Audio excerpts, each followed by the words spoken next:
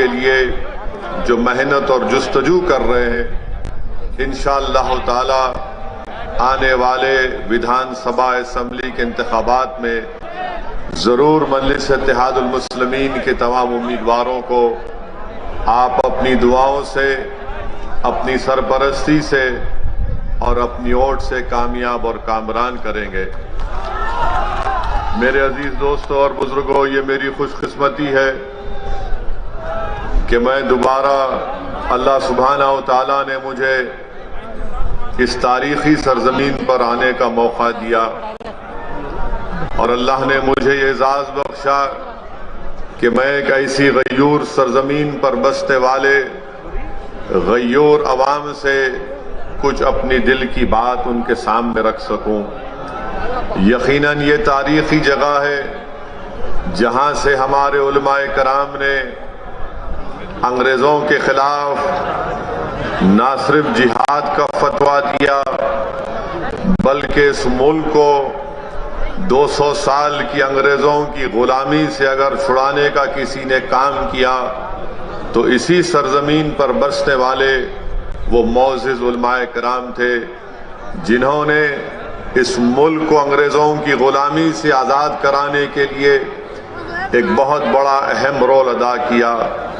मैं अल्लाह से दुआ करता हूँ कि अल्लाह सुब्हानहू व तआला हमारे उन तमाम जय्यद उलमाए कराम को, उन मरूमीन को अल्लाह उनकी मग़फ़रत करे, अल्लाह उनकी खबर को कुशादा फरमा दे, अल्लाह उनके दर्जात को बुलंद फरमाए और अल्लाह सुब्हानहू व तआला हम तमाम को उनका नेक नेमुल बदल बनाए, क्योंकि आज हमारा वतन अजीज फिरका परस्ती की लहर में डूबा हुआ है। आज हमारा वतन अजीज नफरतों की फिजाओं में डूबा हुआ है। इसीलिए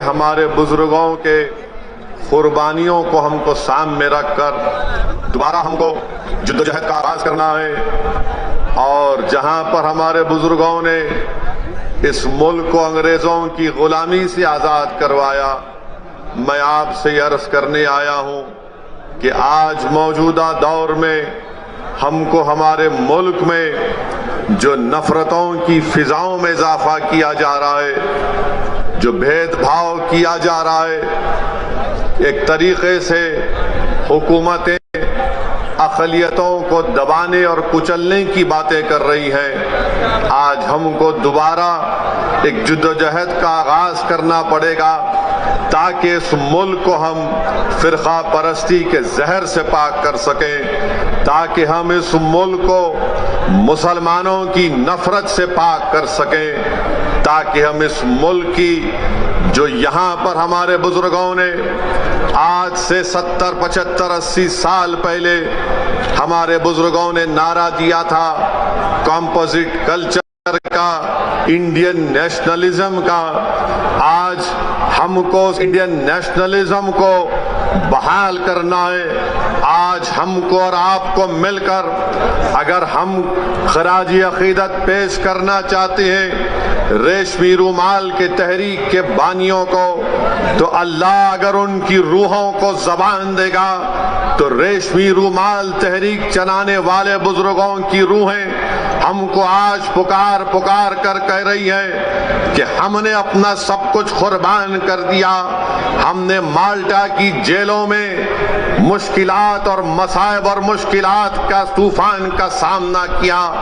आज वो हमसे पुकार रही है कि जो ताकतें आज इस मुल्क को इंडियन नेशनलिज्म के बजाय हिंदू नेशनलिज्म में डुबोना चाहती है, हमको इंडियन नेशनलिज्म को कामयाब करना है, हमको कंपोजिट कल्चर को बरकरार रखना है, क्योंकि यही हमारे बुजुर्गों ने पाकिस्तान की बनाने की मुखालिफत इंडियन नेशनलिज्म पर की थी, कंपोजिट कल्चर पर की थी। मेरे अजीज दोस्तों और बुजुर्गों, मेरी आपसे एक ही गुजारिश है कि हमको इंडियन नेशनलिज्म को कामयाब करना है। नरेंद्र मोदी हिंदू नेशनलिज्म की बात करते हैं, हम इंडियन नेशनलिज्म की बात करते हैं। यहाँ पर मौजूद जो मोदी के चाहने वाले मीडिया के चमचे हैं, वो जरूर हमसे सवाल करेंगे कि असदुद्दीन ओवैसी, तुम ये बताओ कि मोदी ने कहाँ कहा था हिंदू नेशनलिज्म की बात। तो मैं उन मीडिया के, उन मोदी के भक्तों से कहना चाह रहा हूं कि आप नरेंद्र मोदी के राइटर्स का इंटरव्यू पढ़ लीजिए उठाकर, जहां पर नरेंद्र मोदी ने इस तरह की बात की थी। हम इंडियन नेशनलिज्म की बात कर रहे हैं, हम इस्लामिक या मुस्लिम नेशनलिज्म की ना कभी बात किए ना कभी करेंगे इंशाअल्लाह ताला। हम कॉम्पोजिट कल्चर की कामयाबी के लिए हमारे बुजुर्गों ने काम किया। ये और बात है कि कांग्रेस पार्टी हो, समाजवादी हो, बहुजन समाज पार्टी हो या पुरानी लोकदल हो, इन्होंने इंडियन नेशनलिज्म को खत्म करने की बात की।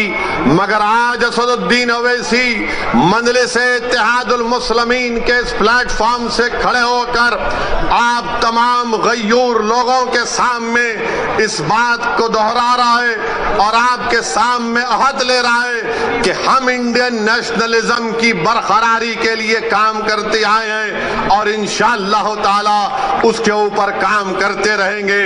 मेरी आपसे एक ही गुजारिश है कि आप मजलिस-ए-इत्तेहादुल मुस्लिमीन का साथ दीजिए।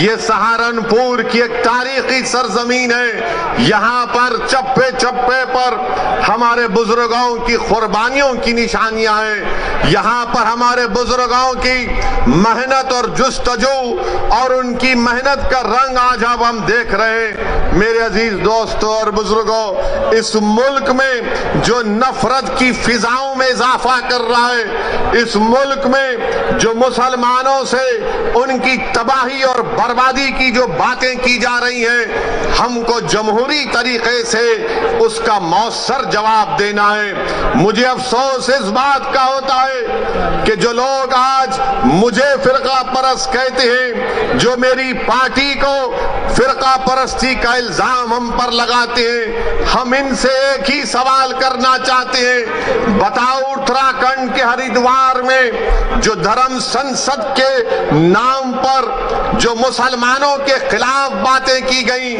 इस पर आप अपनी खामोशी कब तोड़ेंगे? उत्तराखंड में बीजेपी की सरकार है। बताओ अमित शाह, तुम निजाम की बात करते हो, उत्तराखंड में तो आपका निजाम है। आपके निजाम के तहत वहां पर धर्म संसद होता है। पूरी बीजेपी की सरपरस्ती में उत्तराखंड हरिद्वार में धर्म संसद होता है।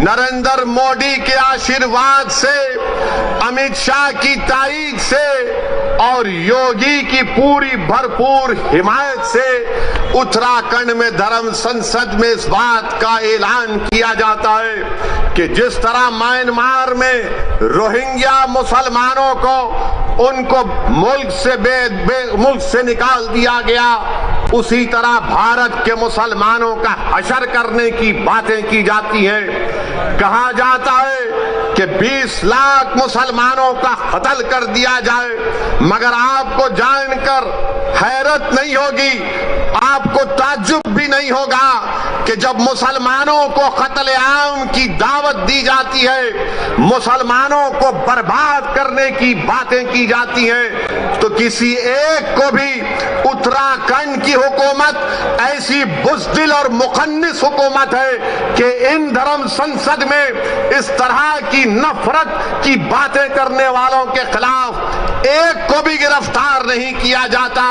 और जो जहर उगल रहे थे वो उल्टा पुलिस के पास जाकर कुरान करीम अल्लाह के कलाम के ताल्लुक से एफआईआर दर्ज करते हैं और मुस्कुराते हुए बात कर रहे हैं। ये भारत है जिसको आपको समझना है।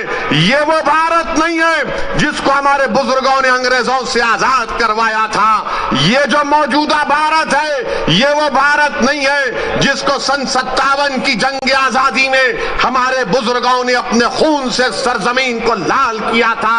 अगर हमने इस मुल्क को आजाद किया, इसमें बढ़ चढ़ कर हिस्सा लिया, हमने काला पानी की सजा काटी, हमने थी, तो आज हमारे वतन में हमको धमकियां दी जाती हैं कि तुम्हारा कत्लेआम किया जाएगा, तुमको रोहिंग्या मुसलमानों की तरह तुम्हारा हाल कर दिया जाएगा। अरे कौन सी जमहूरियत की तुम बात कर रहे हो? कौन से संविधान की मोहब्बत में तुम काम कर रहे हो कि एक को भी गिरफ्तार नहीं करते, एक को भी गिरफ्तार नहीं करते? बताओ नरेंद्र मोदी, बताओ अमित शाह, बताओ उत्तराखंड की बीजेपी की सरकार, आज तुम्हारी नाक के नीचे खड़े होकर भारत की सबसे बड़ी अक़लियत मुसलमानों से इस तरह की धमकियां दी जा रही हैं और कोई हुकूमत कोई बात नहीं करती। सबसे पहले अगर उत्तराखंड में किसी ने इन जालिमों के खिलाफ अगर कंप्लेन दी तो उसका नाम नैयर काज़मी मजलिस इत्तेहादुल मुस्लिमीन के सदर थे। उन्होंने जाकर पुलिस स्टेशन में कंप्लेंट दर्ज कराई। अब नैयर काज़मी मुझसे कह रहे थे कि उत्तराखंड में जगह जगह पर उसके खिलाफ एहतजाज हो रहा है, तो उत्तराखंड की बीजेपी की सरकार नैयर काज़मी के पास अपने लोगों को भिजा कर कहती है कि नैयर काज़मी, अगर तुम एहतजाज को बंद नहीं करोगे तो हम तुमको जेल में डाल देंगे। मैं उत्तराखंड की सरकार से कहना चाह रहा हूं, जेल में डालना है डाल दो, मगर याद रखो तुम हक की आवाज को दबा नहीं सकोगे। अगर आज नैयर काज़मी ने कंप्लेन दी तो भारत के संविधान को बचाने के लिए कंप्लेन दी। अगर आज मजलिस आवाज उठा रही है उत्तराखंड के धर्म संसद में जो जहर अफशानी की गई इसलिए कि भारत को बचाना है, ये भारत जो हमारा देश है, हमारा वतन अजीज है, इस भारत का कोई मजहब नहीं है। ये भारत ना हिंदुओं का है, ना मुसलमानों का है, ना ईसाइयों का है, ना सिखों का है। ये भारत किसी का भी नहीं है, ये भारत सबका है, चाहे वो खुदा को मानता हो या ना मानता हो। ये भारत की खूबसूरती है। बीजेपी इसको सिर्फ एक मजहब से जोड़कर ये बताना चाहती है कि ये मुल्क सिर्फ एक मजहब का है या एक आरएसएस की आइडियोलॉजी के मानने वालों का है। आरएसएस वालों, तुम क्या एक मिसाल पेश कर सकते हो कि मुल्क की जंग आजादी में तुम्हारे कौन से लोगों ने अंग्रेजों के खिलाफ आजादी में हिस्सा लिया? क्या तुम्हारे किसी एक लीडर का तुम नाम बता दो? अरे तुम तो अंग्रेजों से मिले हुए थे। तुम्हारे उस वक्त के सर संचालक ने कहा था, तुम्हारे उस वक्त के सर संचालक ने कहा था कि आजादी की लड़ाई में हिस्सा मत लो। नाम लो मैं उनका। मेरे अजीज दोस्तों और बुजुर्गों, आज आरएसएस भारत के मुसलमानों को देशभक्ति सिखा रही है। जब जरूरत थी अंग्रेजों के खिलाफ लड़ने की तो आप तो खामोश बैठे हुए थे। जब जरूरत थी जेल को जाने की तो आप अपने घर में बैठे हुए थे। अरे हमने हर मैदान में इस मुल्क को अंग्रेजों की गुलामी से आजाद करवाया। नरेंद्र मोदी की जबान से आप कभी नहीं सुनेंगे कि आरएसएस ने इस मुल्क की आजादी के लिए अपना खून या पसीना बहाया। नरेंद्र मोदी बात करेंगे औरंगजेब की, नरेंद्र मोदी बात करेंगे शिवाजी की। नरेंद्र मोदी कभी बात करो सन 57 की जंग आजादी में। बताओ ये लोग आज जो नफरत फैला रहे हैं इनका क्या रोल रहा? इनका कोई रोल नहीं रहा। बात करते हैं तो जिना की बात करते हैं। अरे इसी सरजमीन से हमने टू नेशन थियरी को रिजेक्ट किया, मुस्तरद किया। हमने इंडियन नेशनलिज्म और कॉम्पोजिट कल्चर की बात की थी। अगर आज हम यहाँ पर सहारनपुर में है, देवबंद में है, गंगों में है, तो वो जिना के पैगाम को ठुकराने की सबसे बड़ी जीती जागती मिसाल है। मगर इनको सिर्फ जिना याद आता है, समाजवादी को भी आजकल जिन्ना याद आ रहे हैं, अखिलेश को भी जिन्ना जबान पर चढ़ गया, बीजेपी के तो दिल दिमाग पे चढ़ता ही रहता है। मेरे अजीज दोस्तों और बुजुर्गों, एक और धर्म संसद हुआ छत्तीसगढ़ में। कांग्रेस ने कहा जब बीजेपी कर सकती है तो हम क्यों पीछे हटें। कांग्रेस की सरकार छत्तीसगढ़ में, वहां पर धर्म संसद होता है और उस छत्तीसगढ़ रायपुर के धर्म संसद में कांग्रेस का कैबिनेट रैंक का मंत्री बैठा हुआ है, बीजेपी के बड़े बड़े नेता बैठे हुए हैं और उसमें से एक महाशय ने महात्मा गांधी को गाली दे दी, गोडसे की तारीफ कर दी और साथ में मुसलमानों के खिलाफ जहर बका। उसी धर्म संसद में यह भी कहा गया, अगर मैं कहूं आपके सामने तो यकीनन मुझे कहना पड़ेगा क्योंकि रिकॉर्ड है। रिकॉर्ड में उस रायपुर के धर्म संसद में क्या क्या कहा गया, उसमें एक मोहतरमा भी थी, उनको मिसेस नहीं बोल सकते, उनको मोहतरमा कहना पड़ेगा। मैडम ने कहा, जोर नहीं दे रहे यार, मैडम ने कहा कि मैडम ने कहा कि धर्म संसद इसीलिए हम कर रहे हैं क्योंकि बच्चियां 18 साल की उम्र में दूसरी जात के लोगों के साथ भाग जाती है। मैडम आपको कैसे मालूम भाग जाती है? और फिर मैडम ने कहा कि धर्म संसद इसलिए कर रहे हैं, हमारे दलित भाइयों से कह रहा हूं, हमारे पिछड़े समाज के हमारे हिंदू भाइयों से कह रहा हूं, वो कह रही हैं कि इस मुल्क में रिजर्वेशन को खत्म कर देना चाहिए।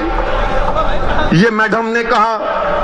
एक ने कहा अगर इंसानियत को बचाना है, ये रामदास इनका नाम है, बच जाइए। रामदास ने कहा कि अगर इंसानियत को बचाना है तो मुसलमानों को खत्म कर दो। अगर वो बात असदुद्दीन ओवैसी आज उसका 5% भी कहता तो जितने मंच पर लोग बैठे 2 घंटे में पूरे थानेदार हमको लेके चले जाते, अपना दामाद बना लेते जेल में। रामदास कह रहे हैं कि इंसानियत को बचाना है तो मुसलमानों को खत्म कर दो। और एक मोहतरम कह रहे हैं कि हमको हिंदू राष्ट्र बनाना है। ये कांग्रेस की सरकार है, कांग्रेस बीजेपी दोनों बैठे हुए हैं, मगर केस किस पर बुक हुआ? वो आदमी पर बुक हुआ जिसने गांधी को गाली दी थी। क्या गांधी भारत के मुसलमानों से बड़ा है? मेरा मानना यह है कि गांधी भी बराबर है, भारत का हर नागरिक बराबर है। अगर गांधी को गाली दी गई और मुसलमान को गाली दी गई तो दोनों पर केस बुक होना चाहिए। मगर अब कल शाम से देखेंगे हमारे मीडिया के दोस्त जिनके चहीते हम सुसरे हैं, इनके पप्पा मोदी हैं, वो चलाएंगे ओवैसी ने गांधी को बोल दिया। हम ये पूछ रहे हैं कि गांधी को गाली देने पर मुकदमा अगर हो सकता है तो मुसलमान को खत्म करने का मुकदमा क्यों नहीं होगा? तुमको अगर गांधी से मोहब्बत है तो भारत के मुसलमानों से ही मोहब्बत रखो, क्योंकि गांधी ने भूख हड़ताल की थी पार्टीशन के वक्त, जब मुसलमानों को काटा जा रहा था फसादात में। 1 दिन नहीं, 2 दिन नहीं, गांधी ने कई दिन भूख हड़ताल की और इस शर्त पर अपनी भूख हड़ताल को गांधी ने खत्म किया था कि मुसलमानों की जान और माल की हिफाजत करनी चाहिए। कुतुबुद्दीन बख्तियार काकी के आस्थाने को जला दिया गया था। गांधी ने कहा कि उसको बनाना पड़ेगा, तब मैं भूख हड़ताल खत्म करूंगा। अरे गांधी से मोहब्बत है तो मुसलमानों से नफरत क्यों है, तुमको बताओ हमको। मेरे अजीज दोस्तों और बुजुर्गों, ये बात को आपके सामने इसलिए बयान कर रहा हूं ताकि ये जो रात अंधेरी है, मैं पिछले 5 साल से कह रहा हूं, मेरी तकारीर उठा कर देख लो कि अंधेरी रात लंबी रहने वाली है। ये अंधेरी रात लंबी रहने वाली है, याद रखो मेरी इस बात को। हाँ, इस अंधेरी रात में सेकुलर जहन रखने वाले हमारे हिंदू भाई आज भी हैं, जो अंधेरी रात में जुगनू की तरह चमक कर कुछ उम्मीद की शमा जलाए बैठे हैं। मगर याद रखो, ये अंधेरी रात है जो नफरत फैला रहे हैं। ये भारत के दुश्मन है जो मुसलमानों को खत्म करने की बात कर रहे हैं। ये भारत के दुश्मन है, ये भारत के संविधान के दुश्मन है, ये अंबेडकर के दुश्मन है, ये गांधी के दुश्मन है, ये मौलाना अबुल कलाम आजाद के दुश्मन है, ये मुजाहिदीन आजादी के दुश्मन है। मेरे अजीज दोस्तों और बुजुर्गों, अभी जनाब शौकत अली साहब ने जिक्र किया अपनी तकरीर में कि किसी ने कहा कि असदुद्दीन ओवैसी की गर्दन को काट देंगे। मेरी गर्दन की फिक्र मत करो, मेरी गर्दन की फिक्र मत करो। मैंने तो अशहदु अल्ला इलाहा इल्लल्लाह व अशहदु अन्ना मुहम्मद रसूलुल्लाह कहकर अपनी जान को अपने रब के हवाले कर चुका हूं। जन्नत के एवज में इंशाअल्लाह ताला अपनी जान को अपने रब के हवाले कर चुका हूं। वो मुझे खून के लुथड़े से बनाया है, जब वक्त आएगा चले जाएंगे। कोई नहीं टिकेगा इस दुनिया में, कोई नहीं टिकेगा। बड़े बड़े वजीर आजम आए, सबको जाना पड़ा। कितने प्रधानमंत्री आए, सबको जाना पड़ा। मैं भी जाऊंगा। तुम अपनी फिक्र करो, तुम अपनी फिक्र करो कि मेरी गर्दन काटेंगे। गर्दन काटने से क्या हक की आवाज दब जाएगी? क्या गर्दन काटने से सच्चाई छुप जाएगी? क्या गर्दन काटने से जालिम के खिलाफ आप लोग नहीं लड़ेंगे? क्या गर्दन काटने से आप मजलूमों का साथ नहीं देंगे? क्या गर्दन कट जाने से आप इन जालिमों के खिलाफ एक शीशा पिलाई दीवार नहीं बनेंगे? आपको बनना है। और मैं इन लोगों से कह रहा हूं कि ये जान से मारने की धमकी मुझे मत दो। मैं जब 12 साल की उम्र का था, जब से अपने घर के सामने ये संघ परिवार के लोग हमारे घर के पास आकर नारे लगाते थे, मेरे छोटे भाई अकबर भी इसको जानते हैं, जिस पर हमारे घर के सामने आते थे और नारा लगाते थे कि मुसलमान कब्रिस्तान या पाकिस्तान। 15-20 लोग आते थे, हमारे एक ताया थे, वो जब भागते थे तो पूरी अपनी चप्पलें छोड़कर भाग जाते थे।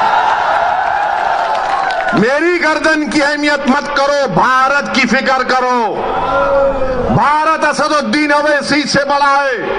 भारत का कंपोजिट कल्चर हमारा कीमती खजाना है, इसकी हिफाजत करो।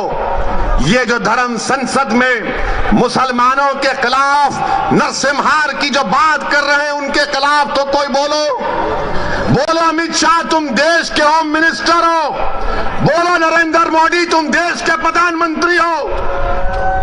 तुम क्या मुसलमानों के प्रधानमंत्री नहीं हो? बताओ नरेंद्र मोदी, बताओ अमित शाह, क्या तुम होम मिनिस्टर नहीं हो मुसलमानों के? बताओ कांग्रेसियों, क्या तुम मुसलमानों की हिफाजत का जिम्मा नहीं लिए संविधान के तहत? कोई नहीं बोलेगा। मगर जब इलेक्शन आएगा उत्तर प्रदेश का, तो एक मुसलमान से डर दिखाएगा, एक बीजेपी का डर दिखाकर मुसलमानों को बेवकूफ बनाकर और हासिल करेंगे। मेरे अजीज दोस्तों और बुजुर्गों, मेरी आपसे गुजारिश है कि आज मजलिस हिस्सेदारी की बात कर रही है। मजलिस उत्तर प्रदेश की सियासत में 19% मुसलमानों की हिस्सेदारी की बात कर रही है। अगर मैं हिस्सेदारी की बात कर रहा हूं तो Samajwadi party, BSP, Congress, BJP, RLD सबके पेट में दर्द शुरू हो जाता है। क्यों दर्द शुरू होता है? वो नहीं चाहते कि मुसलमान बराबरी पर आ जाए, वो ये चाहते हैं कि मुसलमान दरी बिछाता रहे, दरी बिछाता रहे, दरी बिछाता रहे। वो ये चाहते हैं कि मुसलमान दरी बिछाता रहे, उसको बेशर्म किया जाए, मगर उसके मुकद्दर में दरी बिछाना है। मैं तुमसे कह रहा हूं कि दरी अब तुम नहीं बिछाओगे, तुम कुर्सी पर बैठोगे और राज भी करोगे इंशाअल्लाह ताला। तुम अपने मुकद्दर के फैसले आप कर सकते हैं। बरसों आपने समझा कि नहीं कांग्रेस का साथ देंगे, कांग्रेस हमारे मुकद्दर के अच्छे फैसले करेगी। कांग्रेस ने क्या दिया हमको? शहादत बाबरी मस्जिद, हाशिमपुरा, मलियाना दिया। तो कभी हमने समाजवादी का साथ दिया, कहा कि मौलाना मुलायम है, मगर मौलाना तो नहीं निकले, अपने यादव परिवार को आगे बढ़ा दिया। तो कभी आपने कहा कि चलो इनके बेटे का साथ देते हैं, तो हमको क्या मिला? मुजफ्फरनगर मिला। फिर आपने बीएसपी का साथ दिया, कौन सा हिस्सा मिला आपको? कौन सा हिस्सा मिला आपको? सबसे ज्यादा जेल में आज उत्तर प्रदेश में अगर अंडर ट्रायल कोई है तो मुसलमान है 28%। सबसे ज्यादा कम ग्रेजुएट है तो मुसलमान है 2%। सबसे ज्यादा प्राइमरी स्कूल में कम पढ़ने वाले बच्चे हैं तो मुसलमान है। बताओ ये कब खत्म होगा? यही चीजें जब हम पढ़ते हैं तो मेरी जबान में तेजाबगी पैदा हो जाती है। मेरे अजीज दोस्तों और बुजुर्गों, याद रखो मेरी इस बात को, कामयाबी लिखना ये अल्लाह का काम है, तुम्हारे हाथ में नहीं। अल्लाह अगर कामयाब करना चाहा तो अल्लाह आपके दिलों में मोहब्बत को डालेगा। मगर मेरी इस बात को याद रख लो, अगर नाइंसाफी का आप खात्मा करना चाहते हैं, मैं सहारनपुर की इस मुबारक और तारीखी सरजमीन में खड़े होकर आपसे हाथ जोड़कर अपील कर रहा हूं कि तुमने 60 साल कांग्रेस का, आरएलडी का, समाजवादी का, बीएसपी का साथ दिया। एक मर्तबा अपनी क़यादत को बनाओ, अपनी पार्टी को मजबूत करो, अपनी नेता को बनाओ जो तुम्हारे इशारे पर उठेगा, जिसकी दिलों में तुम्हारी मोहब्बत होगी, जिसकी जबान पर सपा, बीएसपी, कांग्रेस का डर नहीं होगा, उसकी जबान पर तुम्हारे इंसाफ के मुतालबे रहेंगे। वो तब होगा जब आप अपने वोट से मजलिस के उम्मीदवारों को कामयाब करेंगे और लखनऊ में उत्तर प्रदेश की विधानसभा को भिजाएंगे। लोग उठकर कहेंगे मेरे आज के इस भाषण के बाद के ओवैसी जज्बाती तकरीर तो करता है, मगर अगर मजलिस के 8-10 एमएलए विधायक जीत जाते हैं तो क्या होता है? 400 की विधानसभा में मुझे किसी ने कहा था, किसी एक सेकुलर पार्टी के एक शख्स ने पार्लियामेंट में मुझसे कहा था, अरे ओवैसी तुम उत्तर प्रदेश को जाते हो, गरम भाषण देते हो, मगर अगर तुम्हारे विधायक जीत जाएंगे तो क्या होगा? मैंने कहा सर अभी पार्लियामेंट में तकरीर है, आकर बैठिए। उस वक्त हमने कहा आइए बैठिए। बोले क्या बोलोगे? मैं 4-5 मिनट हम बोलते हैं, बैठकर देखिए मजा आएगा।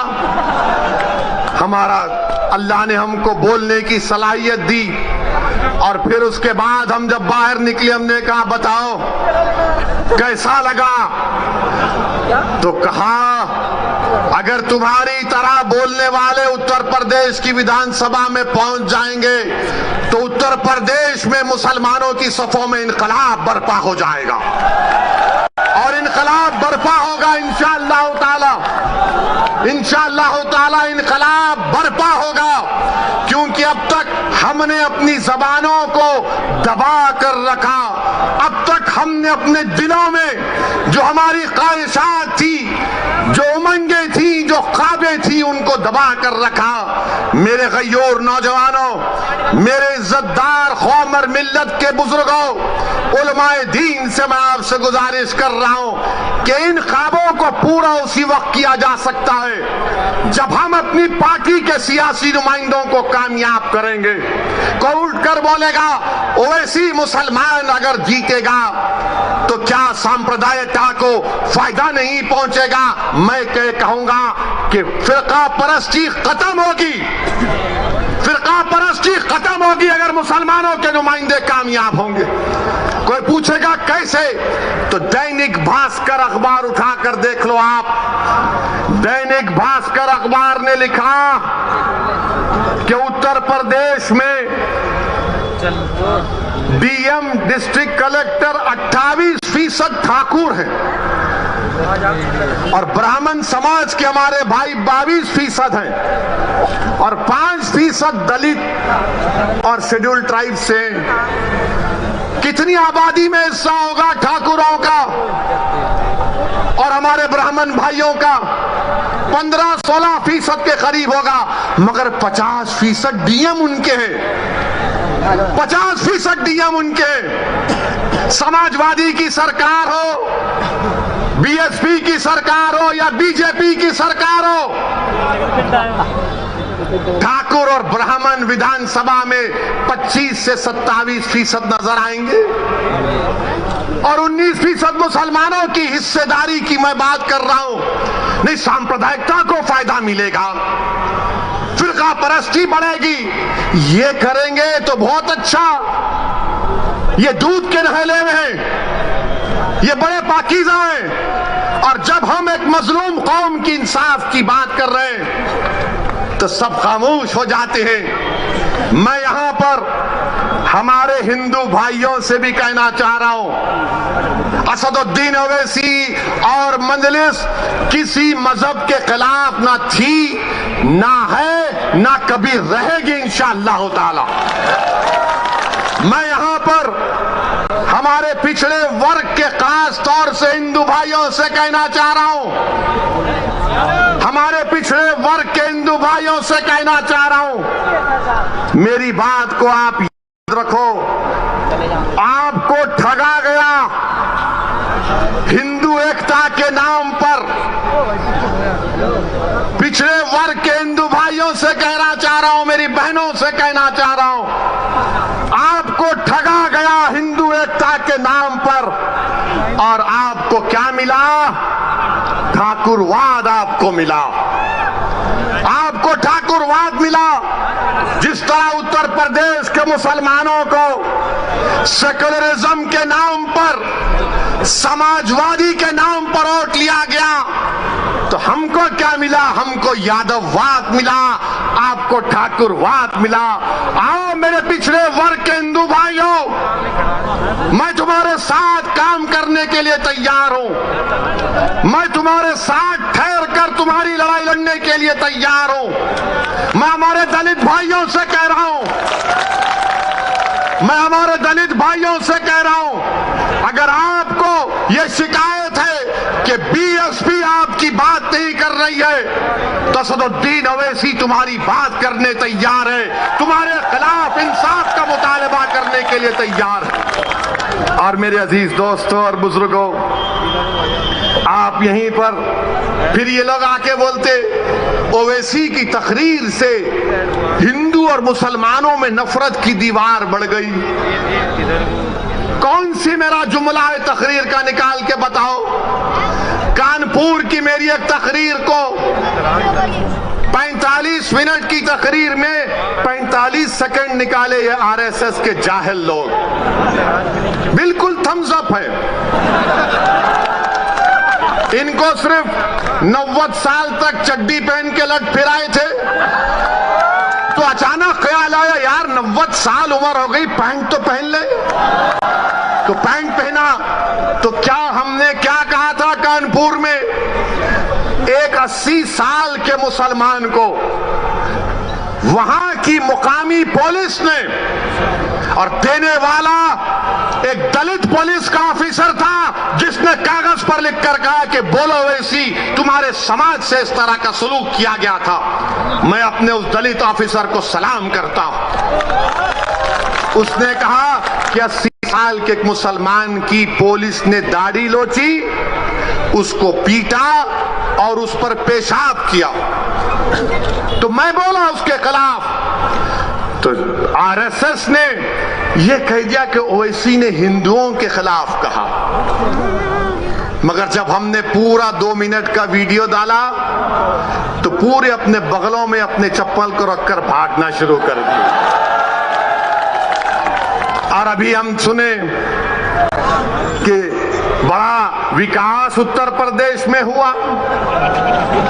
बाबा थकते नहीं हैं, मोदी थकते नहीं हैं, अमित शाह थकते नहीं हैं। हम बाबा से, योगी से, मोदी से पूछना चाहते हैं, 29 दिसंबर को सहारनपुर में आंख के कैटरैक्ट का ऑपरेशन हुआ था, जिसमें से 27 लोगों की बीनाई चले गई। बताओ योगी आदित्यनाथ, ये आपकी सरकार में आंख का ऑपरेशन हुआ कैटरैक्ट का, सबकी बीनाई चले गई 27 लोगों की। तो अमित शाह बोलेंगे निजाम, एन से नसीमुद्दीन कह दिया, आई से इमरान कह दिया, जेडे से आजम खान कह दिया, और एम से बहरहाल कुछ कहा, हाँ उनका नाम कह दिया। अब ये अमित शाह को बड़ी मोहब्बत हो गई उर्दू से, उर्दू से बड़ी मोहब्बत हो गई अमित शाह आपको, आपका निजाम। अरे हम तो ये तय करे हैं कि उत्तर प्रदेश के हाकिम वक्त को बदलेंगे इंशाअल्लाह ताला। उत्तर प्रदेश के हाकिम वक्त को बदलेंगे। और नरेंद्र मोदी, हम आपसे कह रहे हैं कि नरेंद्र मोदी के 3 यार हैं। नरेंद्र मोदी के 3 यार हैं। हमारे साथ बोलिए, एक ड्रामा, दूसरा फसाद, तीसरा अत्याचार। नरेंद्र मोदी के 3 यार, ड्रामा, फसाद, अत्याचार। अब अमित शाह का जवाब देना है। हम किसी का कर्जा बाकी नहीं रखते। अब नसीमुद्दीन का नाम लिए, कांग्रेस पार्टी तो नहीं बोलेगी। बोलेंगे नसीम का नाम लेंगे तो हमारे वोट नहीं मिलेंगे। कांग्रेस इमरान का नाम नहीं लेगी, बोलेंगे हमारा क्या होगा। समाजवादी आजम का नाम नहीं लेगी। मगर हम योगी और अमित शाह से कहना चाह रहे हैं, उत्तर प्रदेश में अगर योगी राज है, योगी राज है ना, तो राज अंग्रेजी में आता है RAJ, होता है ना, RAJ। तो R से क्या आता है? रिश्वत। A से क्या आता है? अपराध या फिर आतंक। और J से क्या आता है? जातिवाद। अमित शाह आपका कर्जा अदा हो गया। योगी राज में R से रिश्वत, A से अपराध, J से जातिवाद। अब बताओ, अब आप दूसरा बोलो, फिर इसका जवाब मिलेगा। समाजवादी के अखिलेश नहीं बोलेंगे। अखिलेश बोलेंगे हमने रोड बनाए। कुछ हुआ तो अखिलेश बोलेंगे मैं तो उसका उद्घाटन कर चुका था। कोई जवाब नहीं देंगे भैया। यकीनन अखिलेश ने उद्घाटन किया, तुमने मुजफ्फरनगर का किया और योगी की सरकार ने एनकाउंटर पर उसका खात्मा किया। तुमने किया था ये सब। तुमने जो कुछ शुरू किया उसको बीजेपी ने मुकम्मल किया। आज मेरे अजीज दोस्तों और बुजुर्गों, यही बात हम आपसे कहने आए हैं कि आज ये बेहद विधानसभा में पीने के पानी की किल्लत है, बहुत पानी की पीने की किल्लत है। सहारनपुर कमिश्नरेट है, बस डिपो नहीं है, नालियों की सफाई नहीं होती, बरसात में पानी आ जाता है, मगर बाबा विकास की बात करते हैं, बाबा विकास की बात करते हैं। मेरे अजीज दोस्तों और बुजुर्गों, हम आपसे यही अपील करने आए हैं कि आने वाले विधानसभा और असेंबली के इंतखाबात में मजलिस का साथ दीजिए। मैंने ये फैसला किया और फिर कह रहा हूं, हमने ये कहा कि हम कांग्रेस और बीजेपी को छोड़कर किसी से भी अलायंस करने के लिए तैयार हैं।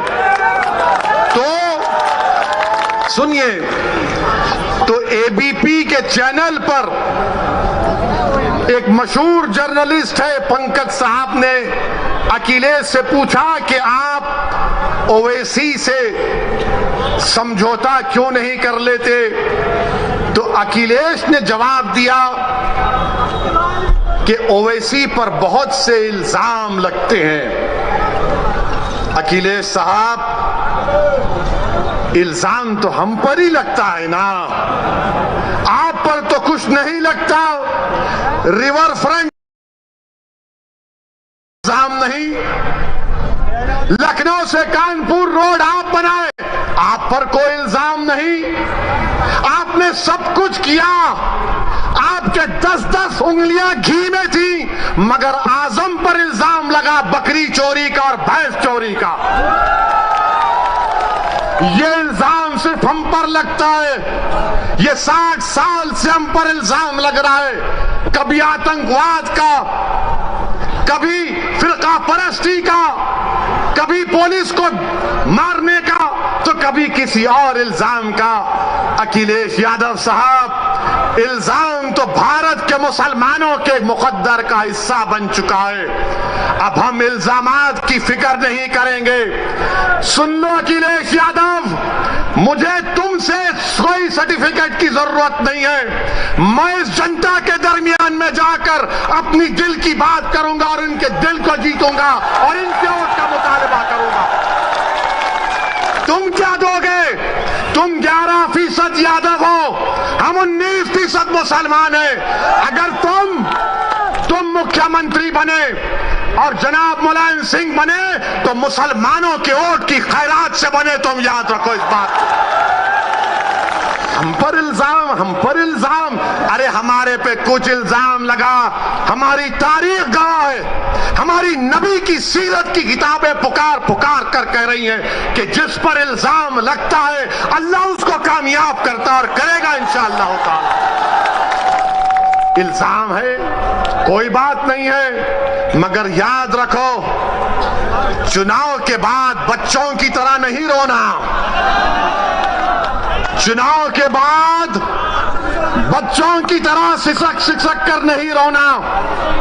हम तो रोते हैं अपने रब के सामने हाथ उठाकर। हम इन जालिमों के सामने अपनी बेबसी का इजहार नहीं करते, हम रब्बे कायनात के सामने अपनी बेबसी का इजहार करते हैं, क्योंकि वो गफूर रहीम है, वो सत्तार है, वो गफ्फार है, वो लतीफ है और अल्लाह हमको कामयाब और कामरान करेगा।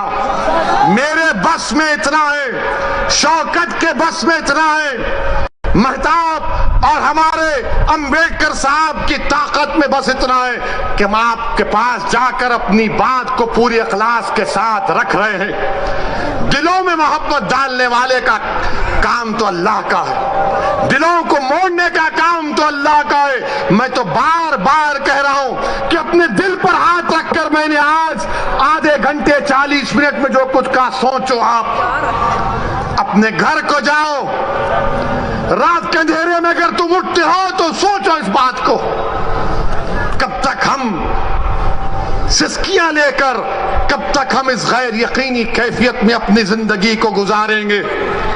भारत की जमहूरियत, अंबेडकर का बना हुआ संविधान हमको इस बात की इजाजत देता है कि हम सियासत में अपने नेता को अपनी हिस्सेदारी की बात करें, हिस्सेदारी के हिस्सा लें और अपनी क़यादत को, सियासी लीडरशिप को बनाएं। इससे भारत मजबूत होगा, इससे भारत का संविधान मजबूत होगा। यही चंद गुजारिशात मैं आज तक कहने के लिए आया हूं आपसे।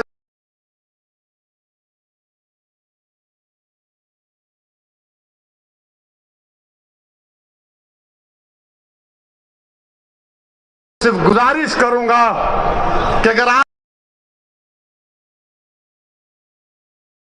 मेरी जबान में इन आने वाले बच्चों से ना कह दे जो कल बूढ़े हो जाएंगे कि तुमको तुम्हारा हिस्सा नहीं मिला।